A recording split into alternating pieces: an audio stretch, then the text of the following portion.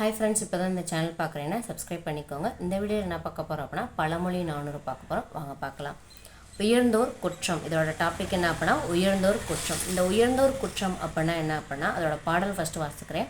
நிறைத்தொடி தாங்கிய நீடோல் மார்க்கேயும் உரையொளியா வாகும் உயர்ந்தோர் குற்றம் மறையா கண்டொட்டு மலை நாட மாயா நரையான் புறத்திட்ட சூடு. இதுக்கு மீனிங் என்ன அப்படின்னா திருமாலிக்கே யானாலும் குற்றம் செய்தான் என்னும் பழி சொல்லானது என்றும் நீங்காது. அதான் அப்படின்னா இந்த உயர்ந்தவரோட குற்றம் நீங்கவே நீங்காது. இது எப்படி அந்த பழிச்சொல் ஒரு வாட்டி வாங்கினா அந்த பழிச்சொல் வந்து லாஸ்ட் வரை சாகிற வரை இவங்க இப்படி பண்ணாங்கன்னு சொல்லியிருக்காங்க. அது எப்படி இருக்கும் அப்படின்னா இந்த வெள்ளை மாட்டில் வந்து முதுகில் ஒரு சூடு போட்டோன்னா அது சாகிற வரை மறையாது. அதுபோல தான் இந்த உயர்ந்தோட குற்றம் அப்படின்னு சொல்கிறாங்க. உயர்ந்தோர் குற்றம் நரையான் புறத்திட்ட சூடு. இதில் நரையான் அப்படின்னா என்ன அப்படின்னா வெள்ளை நிற மாடு. அடுத்த பாடல் மீந்துள்ள செல்வம்.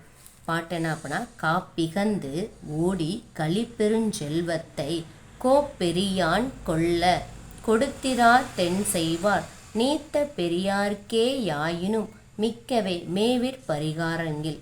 இது என்ன அப்படின்னா நீ இவ்வளோ செல்வத்தை சேர்த்து வச்சுக்க, அந்த சேர்த்து வச்ச இது செல்வத்தில் பாதி நீ கொடுத்தாலும் அதனால் நிறைய பேர் உயிர் வாழ்வாங்க. அந்த நீ சேர்த்து வச்சு யாருக்கும் கொடுக்காம லாஸ்ட் உனக்கு துன்பம் இருந்துச்சு அப்படின்னா அந்த துன்பத்தில் நீ கண்டு பயந்து அதுக்கான ஒரு பரிகாரமே இல்லை அப்படின்னு சொல்கிறாங்க.